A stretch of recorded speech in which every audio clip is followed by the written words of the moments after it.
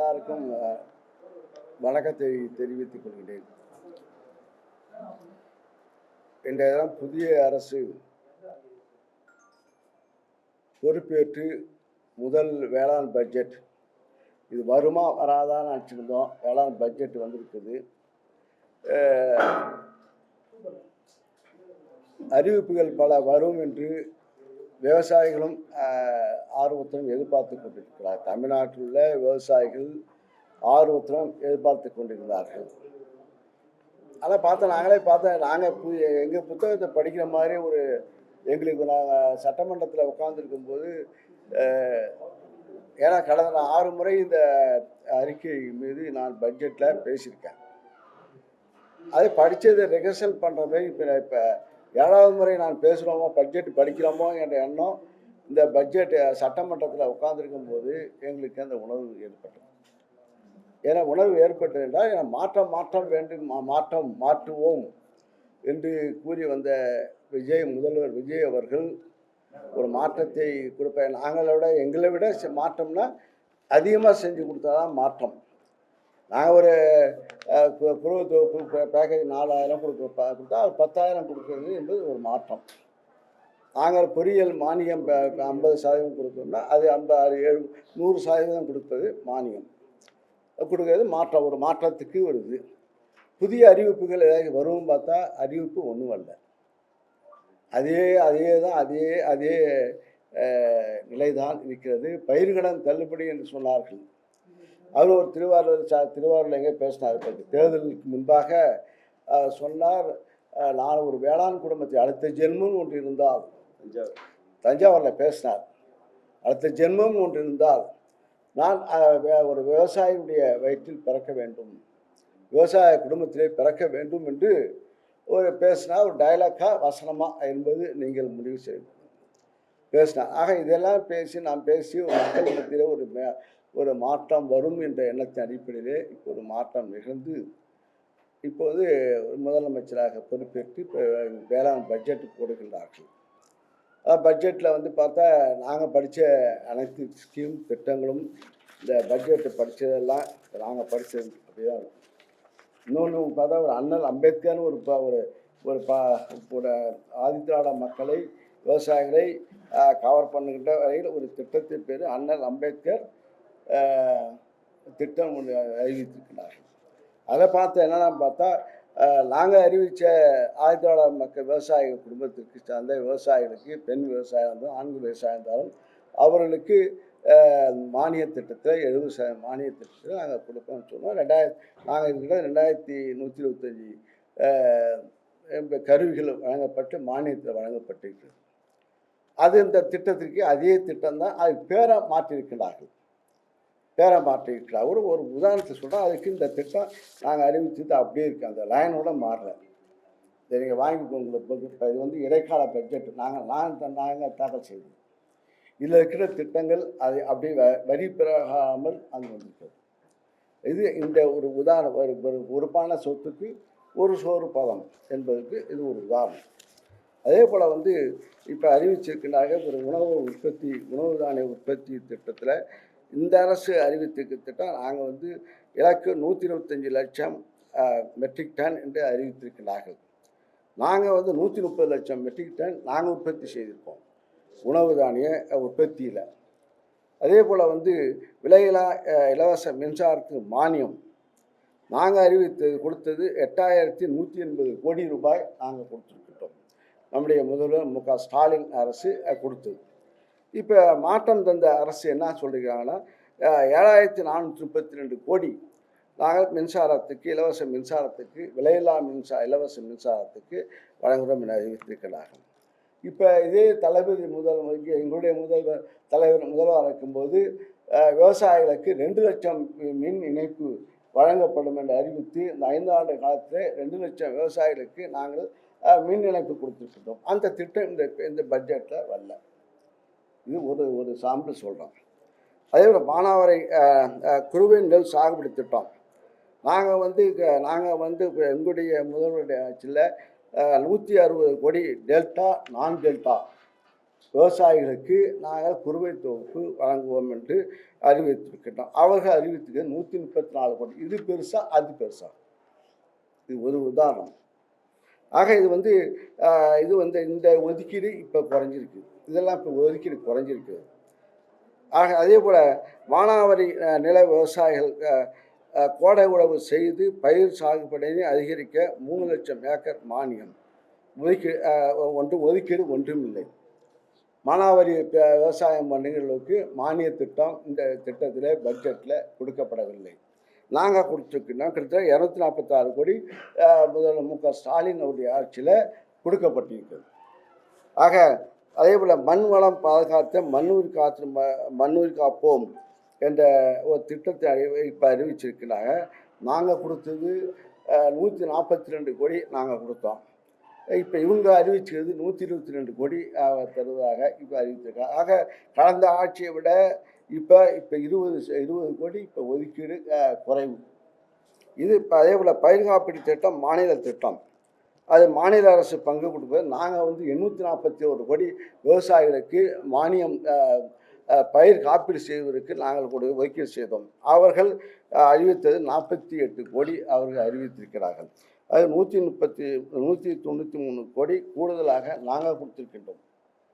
ஆக அதே போல் மக்காச்சோளம் சாகுபடி அதுக்கு 41 கோடி நாங்கள் எங்களுடைய ஆட்சியில் கொடுக்கப்பட்டது. இப்போ அறிவிச்சிருக்காங்க 36 கோடி. ஆக அது குறைவாக அறிவித்திருக்கிறார்கள்.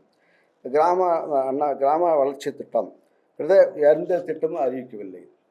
நாங்கள் அந்த திட்டத்தின் அடிப்படையில் 270 கோடி நாங்கள் 12,000 தமிழ்நாட்டில் இருக்கின்ற 12,525 ஊராட்சிகளிலும் இந்த எங்களுடைய ஆட்சியில் இந்த திட்டங்கள் இழக்கப்பட்ட கிட்டத்தட்ட 800 கோடி அளவிற்கு நாங்கள் செய்திருக்கின்றோம்.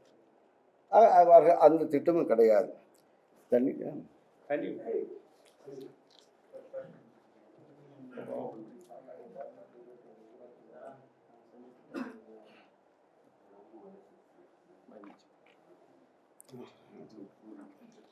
விதைகள் கொள்முதல் திட்டத்தில் எங்களுடைய அரசில் 18,000 மெட்ரிக் டன் கொள்முதல் செய்ய வேண்டும் என்று அறிவித்து இருக்கிறார். இவங்களுக்கு உற்பத்தி செய்வதற்கு 7,700 மெட்ரிக் டன் என்று குறியீடு செய்யப்படும். இது கூட அது கூட இது நீங்கள் புரிந்து கொள்ள வேண்டும். அதே போல் இந்த அரசு பொறுத்தவரையும் எது மாற்றம் என்று சொல்லி ஏமாற்றத்தை இந்த பட்ஜெட் கொடுத்திருக்கிறது. வேளாணுக்கு இங்கே இருக்கின்ற சட்டமன்ற உறுப்பினர்கள்லாம் விவசாயிகள், விவசாயம் சார்ந்து இருக்கின்றவர்கள், டெல்டா மாவட்டத்தை சார்ந்தவர்கள் இங்கே இருக்கின்ற சட்டமன்ற உறுப்பினர்கள்லாம். ஆக அதே போல் அந்த வேளாண் இயந்திரம் இருக்கிறது. நாங்கள் எங்களுடைய 5 ஆண்டு கால நம்முடைய தலைவர் மு.க. ஸ்டாலின் அவருடைய ஆட்சியில் 5 ஆண்டுகளுக்கு 77,000 விவசாயிகளுக்கு நாங்கள் மிஷினரி, அதாவது இலவசமாக மானியமாக 50% மானியத்துடன் நாங்கள் கருவிகள் வழங்கி கொடுத்திருக்கின்றோம். அந்த அறிவிப்பு இப்போ அறிவித்தின்ற பட்ஜெட்டில் மிக குறைவாக அறிவிக்கப்பட்டிருக்கிறது. ஆக இது போன்ற ஒவ்வொரு கிட்டத்தட்ட இப்போ இந்த இருக்கின்ற அதே போல்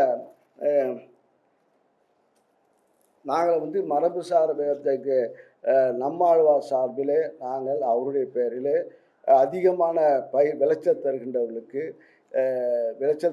விவசாயிகளுக்கு நாங்கள் பெயர் கொடுக்கின்றோம்.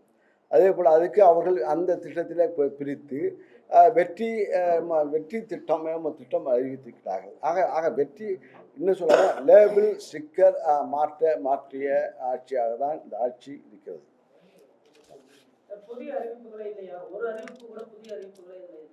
புதிய அறிவிப்புகள் ஒன்றும் இல்லை. இப்போ நாங்கள் அறிவித்தது கிட்டத்தட்ட இப்போ நான் எல்லாத்தையும் படிக்கட்டுமா? நாங்கள் எங்களுடைய அரசியல் இப்போ அறிவித்தது எவ்வளோ அறிவிச்சிருக்கின்றோம். அவர்களை பறித்து இப்போ பக்கங்கள் அதிகம், விஷயங்கள் கம்மி.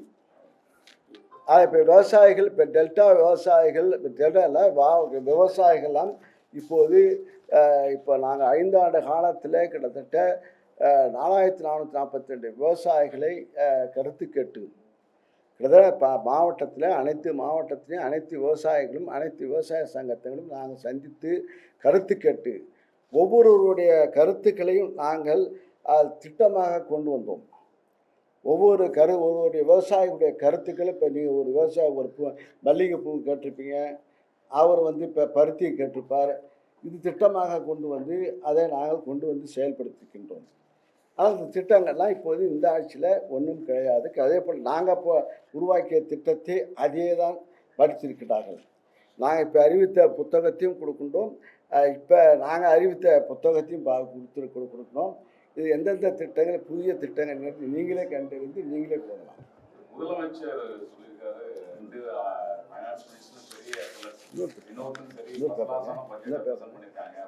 என்ன சொன்னீங்க?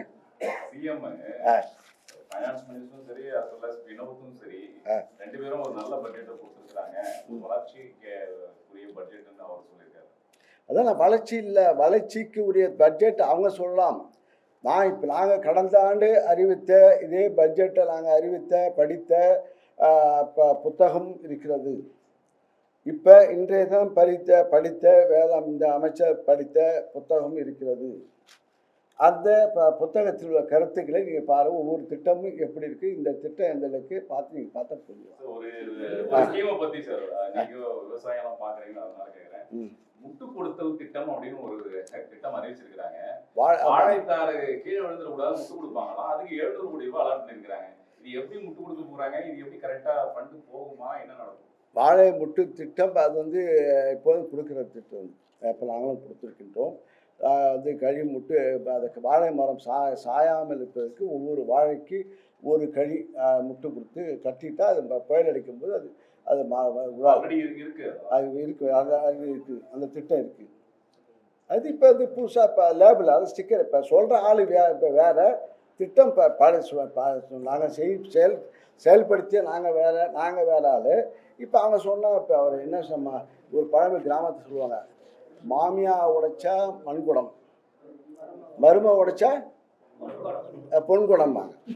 இது இன்னும் சொல்ல போனா வாழை பராமரிப்பு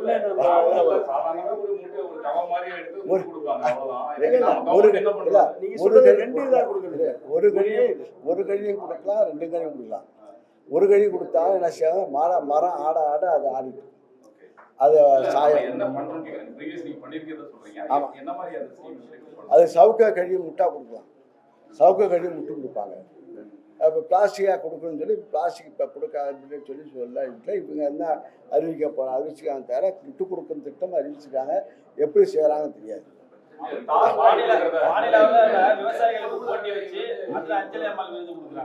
ஆமாம், நாங்கள் வந்து இப்போ நம்மளால் விருதை கொடுத்தோம். சிறந்த விவசாயிகளுக்கு ஒரு ஏக்கரில் இல்லை 1/2 ஏக்கரை பயிர் அதிக விளைச்சல் தருகின்ற விவசாயத்துக்கு அது நாங்கள் கணக்குப்படி இப்போ அங்கே அந்த மாவட்ட அளவில் மாவட்டத்தில் இப்போ அங்கே தேர்வு செய்து அது பேப்பரில் விளம்பரம் செய்து அதுக்கு இப்போ விண்ணப்பித்து அதுக்கு போட்டி வைத்து அங்கே உள்ள அதிகாரிகளால் அந்த கணக்கீடு செய்யப்பட்டு நெல் எவ்வளவு உற்பத்தி ஆயிருக்கு என்பது அதில் அதிகமாக வருகின்றவர்களுக்கு மாநில அரசு பரிசு, மாவட்ட அளவில் பரிசு கொடுக்கிற திட்டம். அது நம்மாழ்வார் பரிசு திட்டம் கொடுத்துருக்கோம். அது செம்ம சுவாமிநாதன் பரிசு கொடுத்துருக்கோம். இது போன்ற திட்டங்களை இப்போ லேபிள் ஸ்டிக்கர், அதாவது ரயில் வந்து இப்போ மாடல் தருவோம் என்று சொன்னாங்க. இப்போ வந்து இப்போ நீங்கள் சொல்லணும் லேபிள் குவிண்டாலுக்கு இப்போ 3500 ஒரு மூட்டைக்கு குவிண்டாலுக்கு 3500 கொடுப்பான்னு சொன்னாங்க. இப்போ அறிவிப்பு வரும் பார்த்தா அறிவிப்பு வரல. கரும்புக்கு நாங்கள் இப்போ 4000 கொடுப்போன்னு சொல்லுவோம், 4500 கொடுப்போன்னு சொன்னாங்க. அறிவிப்பு வரும் பார்த்தா பணம் நாங்கள் விவசாயம்லாம் இப்போ எனக்கே இப்போ நெல் குறுநட்டுருக்கோம். இப்போ என்ன ஒரு 20 நாளாக அறுவடை 1 மாதம் செய்ய போகிறோம். ஆனால் இப்போ நெல் விலை ஏறுமா நினச்சிருந்தோம், நெல் விலை ஏறல. நாங்கள் வந்து இப்போ சன்ன ரகத்துக்கு நாங்கள் வந்து இப்போ 2545 ரூபா கொடுத்தோம். நாங்கள் 2500 சொன்னோம், 2545 ரூபா நாங்கள் கொடுத்துருவோம். இப்போ எங்களுடைய டெலிவரியில் இருக்குது. இப்போ இவங்க என்ன சொன்னாங்க, மாற்றம் தருவோம் சொன்னாங்கல்ல, 3500 நாங்கள் ஆட்சிக்கு வந்தால் 3500 தரோம். ஒரு உதாரணம். அது 3500 வரும் பார்த்தா 3500 வரல, ஒன்றும் வரல. இப்போ 2555 வருதா சந்தேகமாக இருக்குது. எல்லாம் நெல் செய்கிறது. அதே போல் கரும்பு ஊக்கத்தொகை நாங்கள் வந்து கொடுத்தோம். இப்போ 2000 டன்னுக்கு 2750 ரூபா. இப்போ நாங்கள் அவர் வந்தால் 4500 கொடுப்பேன்னு சொன்னாங்க. இப்போ வந்து இப்போ அறிவிச்சாங்களா? நீங்கள் தான் பார்த்துப்பீங்களா? அறிவிச்சாங்களே, அறிவிக்கல. அறிவிப்பை வரலங்க போது சாத்தியக்கூறு இல்லைன்னு அர்த்தம். பணம் ஒதுக்கீடு செய்யணும். ஃபைனான்ஸ் மினிஸ்டர் ஒதுக்குனாரு. இன்னும் சொல்ல போனால் பணம் ஒதுக்கும்போது பார்த்தா நாங்கள் எங்களுடைய காலத்தில் வந்து ஒதுக்கீடு வந்து அதிகமாக இருந்தது விவசாயத்துக்கு. ஆனால் இப்போ வந்து அதே போல் இந்த பட்ஜெட்டில் இப்போ வந்து இங்கே இந்த பட்ஜெட்டில் குறைஞ்சிருக்குது. இவங்க அறிவிக்கப்பட்ட பட்ஜெட்டில் 43,000 விவசாயிகளுக்கு தார்பாய் கொடுப்போம்னு சொல்லியிருக்காங்க. அது எந்த அளவுக்கு யூஸ்ஃபுல்லாக இருக்கும்? தார்பாய் கொடுக்கறது பழைய ஸ்கீம். நாங்கள் இருக்கும்போது தார்பாய் கொடுத்தோம். நிறைய கட்டியிருக்கலாம், அந்த மாதிரி அறிவிப்பு வந்துருக்கலாம் இல்லைங்களா? தார்பா வந்து இப்போ குடோனில் வந்து தார்பா மானியத்தில் கொடுப்போம். இப்போ தார்பாய் மானியத்தில் கொடுப்போம். விவசாயிகளுக்கு அப்பப்போ தேவைப்படுது. விவசாயம் வந்து மானியத்தில் 50% மானியத்தில் நாங்கள் கொடுப்போம். அது 50% வாங்கிப்பாங்க. அன்புமணி இன்னைக்கு ஒரு ஸ்டேட்மெண்ட் கொடுத்துருக்காரு. தார்பாய் ஸ்கீம்லாம் பெருசாக வந்து உதவாது. ஒவ்வொரு டிஸ்ட்ரிக்ட்லையும் பெரிய அளவில் கிடங்குகளை குடோனை வந்து கட்டியிருக்கணும், அந்த மாதிரி அறிவிப்பு வந்திருக்கணும் அப்படின்னு சொல்லியிருக்காரு. அது குடோனை பொறுத்து அது குடோனும் இப்போ குடோன் கட்டுவாங்க பார்த்தா குடோன் கட்டவே இல்லை. நாங்கள் தான் வந்து இப்போ கடந்த 2 ஆண்டு காலத்தில் தஞ்சாவூர் உட்பட எல்லா மாவட்டத்திலும் கிட்டத்தட்ட மெட்ரிக் டன் இப்போ 7000 மெட்ரிக் குடோன் கட்டணும். இப்போ குடோனை பற்றி இப்போ இதே முதலமைச்சர் வந்து போய் பார்த்தார். தஞ்சை மாவட்டத்தில் விவசாய இடத்துல போய் பார்த்து வந்தால் நெல் நனைஞ்சிருக்குன்னு அப்போ வந்தால். ஆனால் பார்த்தா குடோனுக்கு அறிவிப்பே வரல. பாதுகாக்கப்பட்ட குடோன் காட்டணும், கொண்டு போகணும். அதை பற்றி நெல் கொள்முதலை பற்றி அறிவிக்கவே இல்லை. அவர் பட்ஜெட்டில் அறிவிக்கல. குடோன் கட்டுவது திட்டமே அறிவிக்கவே இல்லை. விவசாயிகளுக்கு ஒரு பெரிய ஏமாற்றம் சொல்றீங்க. திமுக சார்பில் டெல்டா மாவட்டங்களில் வந்து விவசாயிகளோட இணைந்து போராட்டம். நாங்கள் தான் இப்போ இவ்வளோ செஞ்சோம் எங்களை ஒதுக்கோடு பண்ணல. ஆனால் டெல்டாவில் எங்களுக்குலாம் எல்லாம் இப்போ விவசாயிகள்லாம் இன்னும் ஆதரவு சேர்ந்தாங்க. இப்போ கூட வந்து சம்பந்தமாக காவேரி டெல்டா தண்ணி சம்பந்தமாக கர்நாடகத்துக்கு சென்று முதலமைச்சரை சந்திக்க போகிறேன்னு சொன்னார். என்ன எதுக்காக சொன்னாருன்னு தெரியல. கடைசி அந்த முதலமைச்சர் வரவேணான்னு சொல்லிவிட்டார். இப்போ அந்த தண்ணீர் பற்றி அதுக்கு ஆணையம் வந்து ஆணையம் உத்தரவிட்டது, அவங்க செயல்படுத்தலை. இப்போ தண்ணி வருதுன்னா அவங்க வீணாக போகின்ற தண்ணி அவர்களுக்கு அதிக தண்ணி வருகிறது. அந்த கணக்கீடு தண்ணி வரவில்லை, கொடுக்க மனவில்லை. கேட்கறதுக்கு நான் ஒரு ஆக்டிங் ட்ராமா. நான் போகிறேன்னு சொல்கிறது, நான் கேட்குறேன், நான் போகிறேன். அதை பற்றி ஒரு செய்தி, செய்தியை மடக்கிறது தான் இப்போ 3ஆம் தேதி என்று இப்போ இங்கே போகும்போது விவசாயிகள் இங்கே தஞ்சையில் நடந்த விவசாய கூட்டத்தில் கலந்து கொண்டுள்ள நம்முடைய கழகத்தினுடைய எதிர்கட்சி தலைவர் அவர்கள் அங்கே சென்றபோது சொல்லாத வார்த்தை அதை சொன்னதாக செஞ்சு இன்னும் சொல்லப்போனால் அதுக்கு ஒரு நன்றி சொல்லணும். முதலமைச்சர் நன்றி சொல்லணும். இப்போ ஏன்னா வந்து இப்போ கடந்த நேற்று முன்தானம் நடைபெற்ற ஒரு கைது விவசாயிகளுக்காக போராடி விவசாயிகளுக்காக குரல் கொடுத்தமைக்காக அந்த விவசாய பட்ஜெட்டுக்கு முன்பாக அந்த கூட்டத்தினுடைய நிகழ்வு விவசாயிகளுடைய ஆர்வத்தை மக்களுக்கு இரட்டிப்பாக ஒரு சிறைப்படுத்துகின்ற ஒரு பண்ணி அங்கே ஊராக மக்கள் இன்னும் சொல்லப்போனால் அதுக்கு நன்றியே சொல்லணும் முதலமைச்சர். ஏன்னா எங்கள் கிடந்த தோழர்கள்லாம் சோர்ந்து போயிருந்தவர்கள், மக்களும் சோர்ந்து போயிருந்தார்கள், எங்களுடைய கழகத்தோட தோழர்களும் சோர்ந்து போயிருந்தார்கள். அவர்களை இப்போ ஒரு எழுச்சியூடாக இந்த காலை 10 மணியிலிருந்து மாலை 9 மணி வரை நடந்த நிகழ்வு அவரை வீதியாக ஊராக அழைத்து சென்று இப்போ பத்திரிகையாளர்களும் அங்கே தாக்கப்பட்டார்கள். ஊடகங்களாக தாக்கப்பட்டார்கள், மறுக்கப்பட்டார்கள். திமுக என் காலை காட்டுறேன். யார் நாங்கள் தாக்கணும்? அது அவங்க சொல்கிறவங்களுடைய வாய் இது சொல்கிறேன். மாமியா மரும மாதிரி ஆக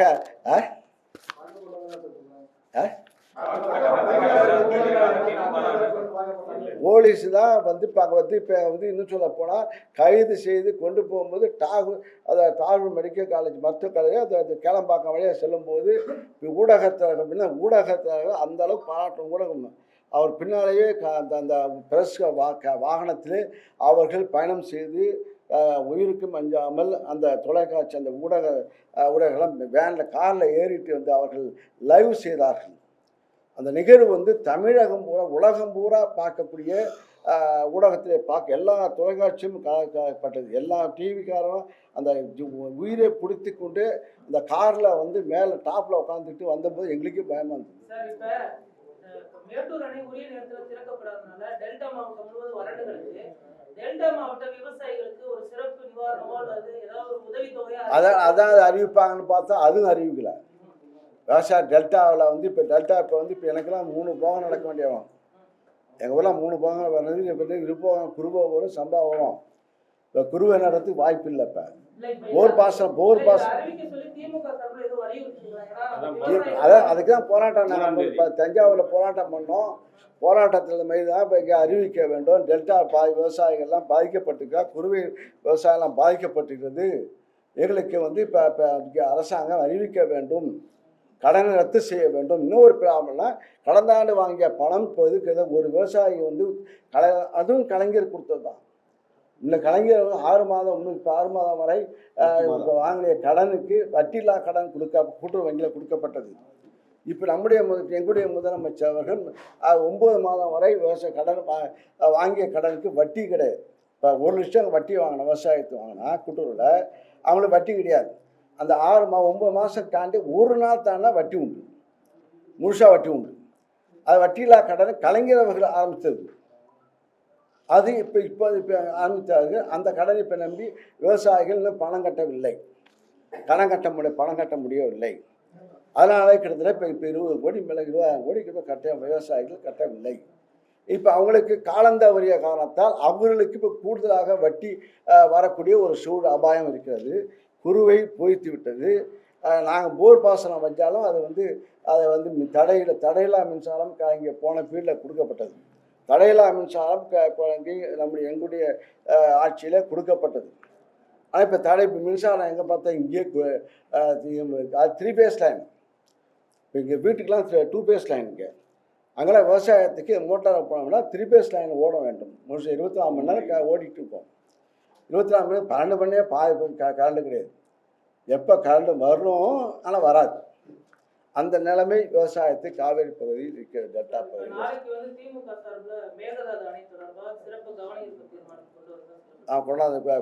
கொண்டாந்துருக்காங்க. திமுக அவங்க கட்சி எதிர்கட்சி தலைவர் முடிவெடுப்பார்கள். அது மாற்றம் இல்லை. நாங்கள்லாம் சொன்னால் நாங்களாம் சொல்லிட்டு இருக்கோம், சொல்லுவோம். இப்போல்லாம் மாற்றம் கொடுத்துருக்காங்கல்ல. இப்போ அதுதான் அது மாற்றம். இப்போ எளிதாக உங்களை பார்க்கணும், எளிதாக பார்க்க முடியல. இப்போ அது ஒரு மாற்றம் தானே. ஏற்கனவே விளைச்சல் குறைவாக புதுவையில் விளைச்சலே கிடையாதுங்கிற ஒரு இது இருக்கு, சூழல் இருக்கு. அதே போன்று கொள்முதலுக்கான விலையை அதிகப்படுத்தப்படுங்கிற அறிவிப்பும் இல்லை. படையில கொள்முதல் நிலையங்களும் பாதுகாக்கப்படாம கொள்முதல் நிலையம் கிடங்குகள் கட்டுவதற்கான இதுவும் இல்லை. விவசாயிகள் ஒண்ணு பயிரை விளைவிக்க முடியல, விளைவித்த பயிரையும் எப்படி பாதுகாக்கணுங்கிற சூழல் தெரியாம இருக்காங்களே. பாதுகாக்க முடியவில்லை. அப்ப நாங்க இப்ப நெல் கொள்முதல் செஞ்சோம்னா உடனுக்குடன் நாங்கள் பாதுகாக்கப்பட்ட குடோன் மழை காலத்துக்குள்ள அனைத்து கட்டிடங்களையும் நாங்கள் இப்போ அதை மூட்டையை பாதுகாத்து வைத்திருந்தோம். நாங்கள் ரோட்டில் நிற்க விடல. ஒரு 10 நாள் திடீரென்று மழை பெய்ஞ்ச கடந்தால் திடீரென்று மழை பெய்த காலம் பல பாதிக்கப்பட்ட அதுக்கும் நாங்கள் நிவாரணம் எங்களுடைய அரசு முதல்வர் நிவாரணம் கொடுத்தார். இவங்கெல்லாம் நிவாரணம் கொடுப்பாங்கன்னு தெரியாது. இப்போ கடன் தள்ளுபடி இப்போ முக்கிய விவசாயிகளுடைய பிரச்சனை. இப்போ நாங்கள் 5 ஆண்டு காலத்தில் விவசாயிகள் போராடினாங்களா? இப்போ இருக்கின்ற பத்திரிகை ஊடகத்தாக விவசாய சங்கத்தை சார்ந்தவர்கள் யாராவது போராட்டம் செய்தார்களா? கடந்த 5 ஆண்டு காலத்தில் அதான் இங்கே முழுமையாக விவசாயிகள் நிம்மதியாக இருந்தார்கள். அவருக்கு உடனுக்குடன் அவர் எந்தெந்த இழப்பு வறட்சியாக இருந்தாலும் உடனே நிவாரணம், புயலாக இருந்தாலும் நிவாரணம், அந்த அளவுக்கு பாதிப்பு இருந்தால் நிவாரணம், இதெல்லாம் வழங்கி கொடுத்தவர் விவசாயிகளுடைய உணர்வை புரிந்து கொண்டு அந்த காரணத்தால் விவசாயிகளுடைய கோரிக்கைகளை உடனுக்குடன் சந்தித்த காரணத்தால் விவசாயிகளை அமைச்சர்கள் சந்தித்தார்கள், விவசாயிகளை முதலமைச்சர் சந்தித்தார். ஆனால் அப்போல்லாம் ஒன்றும் அவெல்லாம் போராடவில்லை. 5 ஆண்டு காலத்தில் விவசாயிகள் போராடவில்லை. இந்த அரசு பொறுப்பேற்றதிலிருந்து 3 மாதமாச்சா 2 மாதம் ஆச்சா? இந்த 3 மாதத்தில் 2 மாதம் போராடி ஏன்னா இவங்க தான் சொன்னாங்க, நாங்கள் தேர்தல் அறிவிப்பு சொன்னோம், நாங்கள் விவசாய கடன் தள்ளுபடி பண்ணுவோம் நாங்கள் சொல்ல. ஆனால் இவங்க சொன்னாங்க, நாங்கள் வந்தால் தருவோம், பிறந்து அந்த வீட்டில் விவசாய குடும்பத்தில் பிறப்போம் சொல்லி சொன்னவர் இவர் முதலமைச்சர். அதனால தான் ஒரு அளவுக்கு அதிகமான ஆர்வம் நம்பிக்கையின் அடிப்படையில் தள்ளுபடி ஆகும் என்ற எண்ணத்திலே விவசாயிகள் தினந்தோறும் வீதியில் நின்று போராடுகின்றார்கள். அது இந்த பத்திரிகை மனசாட்சி பார்த்து தான். சார், நிதி ஆதாயத்தை பெருக்க திமுக ஆட்சியில என்ன நடவடிக்கை எடுக்கப்பட்டது? ஆனா இப்ப முதலமைச்சர் அதற்கான முயற்சிகளை மேற்கொண்டு வருகிறார் அப்படின்ட்டு அமைச்சர் நிர்மல்குமார் சொல்லியிருக்காரு. நிர்மல்குமார் என்ன சொல்றாரு? திமுக ஆட்சியில நிதி ஆதாயத்தை பெருக்கிறதுக்கு என்ன நடவடிக்கை எடுக்கப்பட்டிருக்கு அப்படின்னு ஒரு கேள்வி இருக்கு. இப்ப அந்த முயற்சியை முதலமைச்சர் விஜய் எடுத்துட்டு இருக்காரு. என்ன எடுக்க அதான் சொல்லுங்க. நாங்க தான் எடுக்கலன்னு சொல்றாரு. இப்போ அவங்க என்னதான் எடுத்தாங்க? நாங்கள் ஆட்சியில் 5 ஆண்டு காலத்தில் உங்களுக்கு மின்சாரம் தடைப்பட்டுதா? 5 ஆண்டு காலத்தில் சென்னையிலேயோ கிராமத்திலேயோ விவசாயிகளுக்கோ பாதிக்கப்பட்டு போராட்டம் பண்ணார்களா? இப்போ இப்போ ஒரு 3 மாத காலத்தில் மாற்றம் கொடுக்குறேன்னு சொன்னீங்க. இவர்கள் இந்த 3 மாதத்தில் மின்சாரம் எவ்வளோ கஷ்டப்படுகின்றார்கள், இரவு நேரத்தில் எவ்வளோ நேற்று கூட எங்கள் ஊருக்கு கரண்ட் கிடையாது. எங்கள் வீட்டில் பிரச்சனை இல்லை. சட்டமன்றம் நடக்குது, பேச்சும் பவர் கட்டு இல்லாமல் பார்க்கணும்ல. சிக்கன நடவடிக்கை இருப்பீங்க. நாங்கள் சிக்கனமாக இருந்து சிக்கன நடவடிக்கை எடுத்து அதில் நாங்கள் இப்போ ஒவ்வொருத்தரும் இன்னும் சொன்னால் போனால் இந்த அளவுக்கு ஒரு மாற்றத்தை உருவாக்கியது திராவிட முன்னேற்ற கழகம். கலைஞர் போட்ட விதை, அந்த விதை தான் இப்போ ஆலமரமாக இவ்வளோ படிப்பு, இவ்வளோ இளைஞர்கள் படிப்புன்னு சொன்னாங்க. டைடல் பார்க் யார் காலத்தை கொண்டு வந்தது? இந்த டைடல் பார்க் என்ற ஒரு விதை போட்டதுனால தான் இப்போ ஐடி பார்க்கு ஐடின்னு சொல்லி சென்னை மாநகரம் இந்த அளவுக்கு விரிவடைந்து இவ்வளோ இளைஞர்கள் படித்து இந்த அளவுக்கு படிக்கக்கூடிய வாய்ப்பை உருவாக்கி கொடுத்தது திராவிட முன்னேற்ற கழகம். இலவச கல்வி கொடுத்தது ஆரம்பித்து வைத்தது இவர் தான், கலைஞர் தான். பட்டதாரி இல்லை சொல்றேன் யாரு சரி, அது தலைவர் சொல்லுவாங்க, அதை செய்வாங்க. இன்னும் முதலமைச்சரை இவங்க இப்போ பாருங்க, இப்போ சொல்றீங்க மாற்றம் கொடுக்கல. இதே எங்களுடைய தலைவர் இருந்தார், நம்ம முதலமைச்சர் இருந்தார்னா இவ்வளோ கட்சி, எல்லா கட்சி, தமிழ்நாட்டில் உள்ள கட்சி எல்லா தலைவர் அவங்க கூட்டணி கட்சிக்காரங்களே இப்போ அனைத்து கட்சி கூட்டத்தை கூட்டுங்க, விவசாய மேகதாதை பற்றி பேசுங்க என்று சொன்னார்கள். செஞ்சாங்களா? இதே எங்களோட முதலமைச்சர் செய்வார்ல. கர்நாடகத்தில் இவர் வராங்கத்தையாக முதல் நாளே எல்லா கட்சியும் ஒன்றா சேர்ந்துக்கிட்டு, எல்லா கட்சியாரும் எதிரெல்லாம் ஒன்றா சேர்ந்துக்கிட்டு தன்னுடைய தண்ணி பிரச்சனைக்காக போராடுகிறார்கள். நாங்கள் போராட்டம் பண்ணால் எங்களே அடக்குகின்றார் நம்முடைய முதலமைச்சர். இங்கே மேகதாதுக்கு விவசாயிக்காக குரல் கொடுத்த நம்முடைய எதிர்க்கட்சித்தில் உதயநிதி ஸ்டாலின் அவர்களை கைது செய்து உள்ளே தள்ள வேண்டும் என்று பார்க்கிறார். அங்கே எப்படி, இங்கே எப்படி? அங்கே உள்ள நாகரிகம் எப்படி, இங்கே உள்ள நாகரிகம் எப்படி?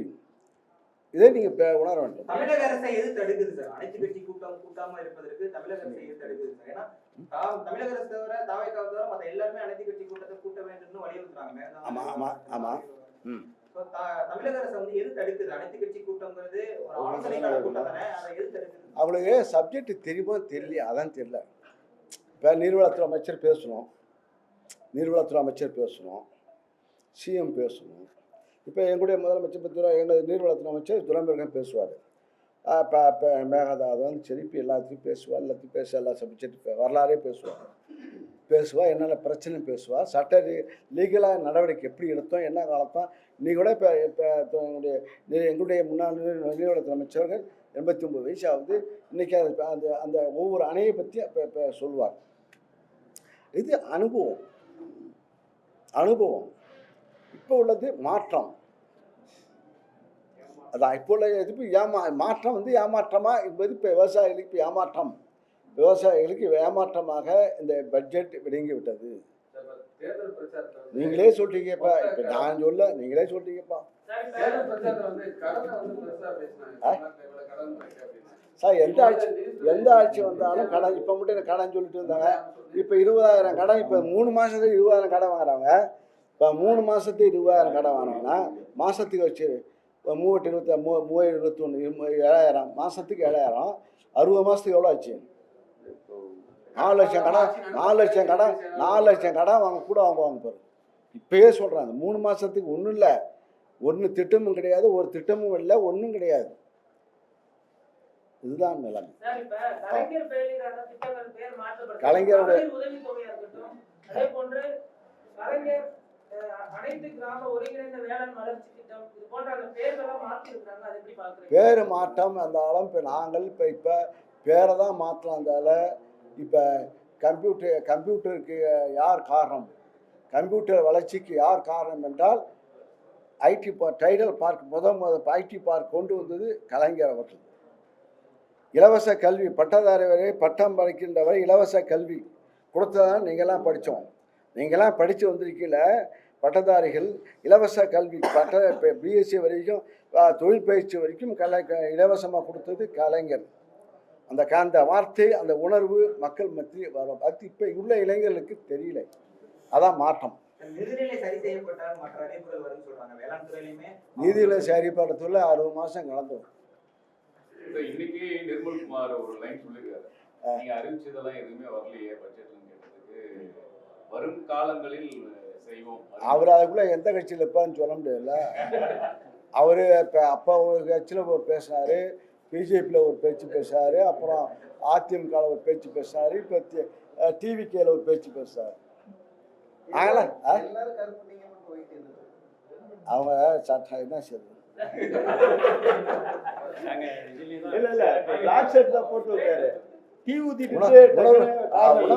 உணர்வுல எனக்கு போதும். நாங்கள் அந்த கொள்கை உள்ள உணர்வு இருக்கு. நன்றி.